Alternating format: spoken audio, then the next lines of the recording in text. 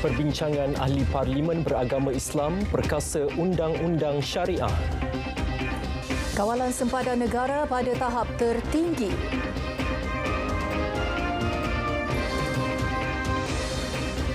Assalamualaikum, salam Malaysia Madani. Cadangan perbincangan antara ahli Parlimen beragama Islam bagi memperkasa Undang-Undang Syariah boleh dilaksana. Namun tegas Timbalan Perdana Menteri Datuk Seri Dr. Ahmad Zahid Hamidi dengan syarat pihak terlibat tidak mempolitikkan isu berkenaan.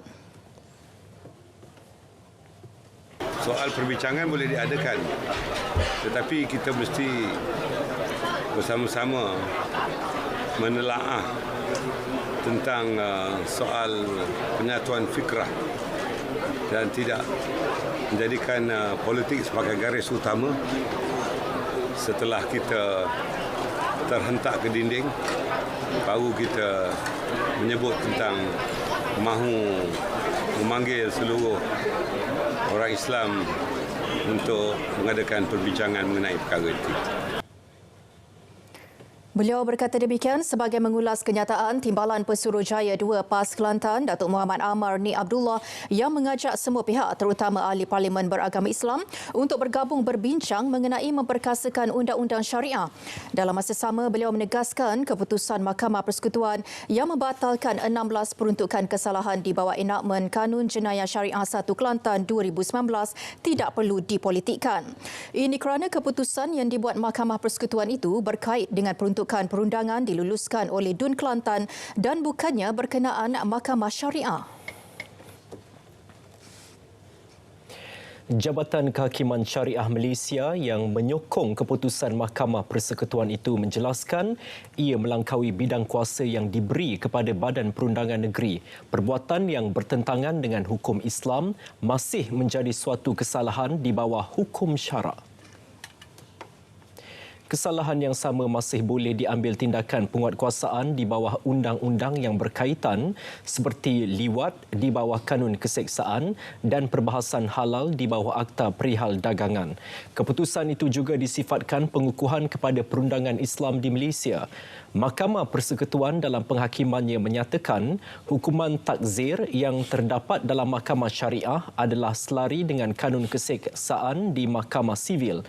Justru keputusan berkenaan memberi maksud Badan Perundangan Negeri berperanan untuk memastikan setiap enactment yang digubal tidak melampaui kuasa yang ada padanya sebelum sesuatu peruntukan digubal. Dalam pada itu, umat Islam disaran agar bertenang serta menganalisa isu berkenaan secara ilmiah dan profesional tanpa menimbulkan sebarang sentimen politik yang tidak wajar. Ini kerana masih banyak bidang kuasa jenayah yang boleh dibicarakan di Mahkamah Syariah. Bagi saya, umat Islam tidak seharusnya rasa tergugat dengan keputusan Mahkamah Persekutuan tersebut. Sebaliknya, dengan ada keputusan Mahkamah Persekutuan itu, kita sebenarnya boleh melangkah dengan lebih jauh. Ya. Sekarang ini kita sudah jelas tentang sempadan yang mana Mahkamah Syariah boleh membicarakannya dan yang mana Mahkamah Syariah tidak boleh membicarakannya. Dan berhubung keputusan Mahkamah Persekutuan itu, Johor sedia membuat kajian. Keperluan itu bagi memastikan keputusan di peringkat negeri sentiasa selari dan tidak bercanggah dengan perlembagaan persekutuan. Penelitian rapi perlu dibuat bagi menutup ruang pihak tidak bertanggungjawab yang mahu mengambil kesempatan di atas undang-undang negeri.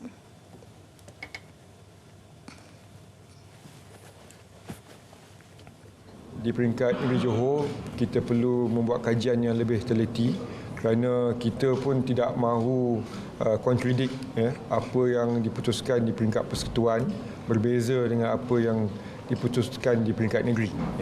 Jadi ini satu perkara yang amat sensitif yang perlu dikaji dengan cukup rapi. Keputusan Lembaga Pengampunan Diraja muktamad dan tidak boleh dicabar. Pakar Perundangan dan Perlembagaan Profesor Datuk Dr. Syamrahayu Abdul Aziz menjelaskan ia selari ketetapan dalam perkara 32/1 dan perkara 181 Perlembagaan Persekutuan. keputusan yang dibuat oleh Yang di-Pertuan Agong itu tidak boleh disemak semula oleh Badan Kehakiman. Maknanya Mahkamah tidak mempunyai kuasa untuk menyimak semula atau mempersoalkan keputusan yang dibuat oleh Yang di-Pertuan Agong tersebut. Oleh itu, apa sahaja yang diputuskan oleh Lembaga Pengampunan adalah di bawah budi bicara Yang di-Pertuan Agong dan ianya tidak boleh dipersoalkan. Perkara 32/1 Perlembagaan Persekutuan menetapkan Yang di-Pertuan Agong tidak boleh dikenakan apa-apa jua prosiding dalam mana-mana mahkamah kecuali dalam mahkamah khas. Ketetapan sama juga dinyatakan dalam Perkara 181 yang turut menyentuh kedaulatan, prerogatif, kuasa dan bidang kuasa sedia ada raja-raja dalam wilayah masing-masing adalah tidak terjejas. Angkatan Tentera Malaysia konsisten pastikan kawalan sempadan negara pada tahap tertinggi. Kawalan menerusi pelbagai operasi termasuk tuntutan bertindih melibatkan pemantauan serta rondaan sepanjang masa di seluruh negara. Kita ni negara maritime, kita punya sempadan dengan banyak negara dan kita punya coastline juga panjang. Dia ada macam-macam ops. Bukan satu saja. Tapi setakat hari ini kita sentiasa bersedia untuk memastikan operasi-operasi ini berjalan dan kita dapat melakukan pencegahan.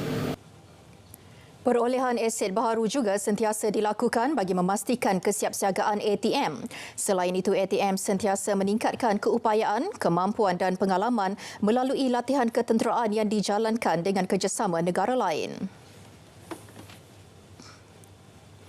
Cuti umum sempena Tahun Baharu Cina tidak menghalang warga Indonesia menunaikan tanggungjawab melaksanakan undi awal sempena pemilihan umum Pemilu 2024. 6 pusat pengundian dibuka di Malaysia, masing-masing Kuala Lumpur, Johor, Pulau Pinang, Sabah dan Sarawak. Tinjauan di Pusat Dagangan Dunia WTC Kuala Lumpur mendapati 233 bilik pengundian dibuka bermula 8 pagi hingga 6 petang. Kehadiran pihak polis dan Dewan Bandaraya Kuala Lumpur mengawal keselamatan dan lalu lintas melancarkan proses pemilihan. Rata-ratanya teruja pengalaman kali pertama mengundi dan menyuarakan harapan pemimpin Indonesia terpilih akan membawa lebih kemajuan kepada negara itu. Perasaannya senang banget karena banyak orang yang masih mau mengundi atau nyoblos ya istilah Jakartanya, karena banyak di Jakarta ataupun di sini yang suka golput atau tidak ingin menyuarakan hak pilihnya begitu. Semoga yang terpilih beneran dijalankan visi dan misinya dan semoga insya Allah bisa membuat Indonesia jadi lebih baik lagi. Happy, senang. Tapi okeylah, alhamdulillah sampai sini okey. Memang teruklah, mula-mula memang teruk, tapi alhamdulillah dapat mengundi. Dianggarkan 30% daripada 832,420 rakyat Indonesia yang menetap di Malaysia menunaikan tanggungjawab hari ini. Dijangkakan lebih 200 juta rakyat Indonesia bakal menunaikan tanggungjawab pada 14 Februari ini untuk memilih Presiden, Naib Presiden, Ahli Perhimpunan Perundingan Rakyat dan Wakil untuk Badan Perundangan Tempatan. Malaysia berada di landasan tepat untuk mencapai sasaran pertumbuhan ekonomi antara 4 hingga 5% bagi tahun 2023. Keyakinan itu berdasarkan momentum pertumbuhan positif bagi tempoh suku pertama hingga suku ketiga tahun lepas. Kita lihat jumlah tenaga kerja semakin meningkat, pengangguran kekal pada tahap yang rendah 3.3%. Dan juga kadar inflasi yang rendah memungkinkan berlakunya peningkatan aktiviti dagangan dan juga perniagaan di peringkat domestik dan juga antarabangsa. Oleh itu, semua faktor-faktor ini saya lihat mampu mendorong kepada pertumbuhan KDNK yang positif. Tambahnya, imbangan perdagangan dan ekspor yang lebih baik dijangka turut menyumbang kepada pertumbuhan ekonomi negara. Bank Negara Malaysia BNM sebelum ini mengunjurkan keluaran dalam negara kasar KDNK sekitar 4 hingga 5% bagi 2023. Bagi separuh pertama 2023, ekonomi negara berkembang pada 4.2% dipacu permintaan domestik yang memberansangkan. BNM dijadual mengumumkan data keluaran dalam negara kasar KDNK bagi keseluruhan 2026 16 Februari ini. Perolehan sektor koperasi diunjur mencecah 50 bilion ringgit tahun lepas. Pengerusi Angkatan Koperasi Kebangsaan Malaysia Berhad Angkasa, Datuk Seri Fattah Abdullah berkata, ia didorong aktiviti perniagaan yang kembali rancak selepas pembukaan sepenuhnya sektor ekonomi pasca pandemik COVID-19. Pada tahun 2022, perolehan gerakan koperasi sebanyak 45.5 bilion. Pada tahun 2023 dijangkakan 50 bilion dan insyaAllah pada tahun ini 2024 bila tutup akaun pada tahun depan ini dijangkakan antara 55 hingga 60 bilion. Berdasarkan kepada ekonomi telah COVID dah tak ada, ekonomi buka sepenuhnya dan kita lihat sekarang ni dari segi politik negara kita dah stabil. Sementara itu, beliau turut menyarankan gerakan koperasi seluruh negara memperkukuh pengetahuan dan memanfaatkan sepenuhnya platform digital. Angkasa menyasarkan 100% koperasi bersaiz besar dan sederhana, manakala 50% koperasi bersaiz kecil dan mikro mengaplikasikan penggunaan teknologi dalam pengurusan dan perniagaan menjelang 2025. Bank Islam tidak melantik pihak ketiga untuk mendapatkan maklumat pelanggan termasuk butiran akaun. Justru pelanggan dinasihat sentiasa waspada terhadap penipuan pancingan data dan perisian hasad.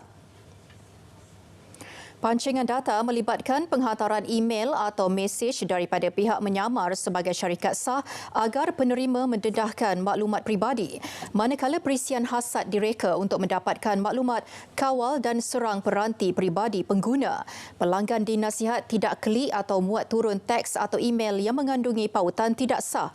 Sebarang perubahan pada butiran dan akaun perbankan pelanggan hanya boleh dilakukan melalui platform rasmi Bank Islam. Kawasan rekreasi Taman Rimba Wangi Sungai Ketil dekat Gua Musang, Kelantan merupakan lokasi yang sering menjadi tumpuan pengunjung. Bagaimanapun, penduduk berhampiran memohon Jabatan Alam Sekitar menyiasat sungai berkenaan yang didakwa tercemar akibat sisa buangan sejak 3 tahun lepas. Biasa dia lepas, malam tu dia lepas. Dia ikan ni dia ikan pagi, petang tu bersih. Ikan pagi bersih sebab air sini dia laju. Jadi bila air laju dia cepat hilang benda tu. Jadi kalau yang berkenaan lambat bertindak, tak dapat dah ambil sampel air tu. Ikan. Cuma itu nampak ikan. Tapi semai lagi. Sementara itu, Adun Galas Muhammad Syahabuddin Hashim berkata pihak berkuasa diminta mengambil tindakan termasuk mengambil sampel air kerana pencemaran sungai boleh mengganggu kesejahteraan dan keselamatan penduduk.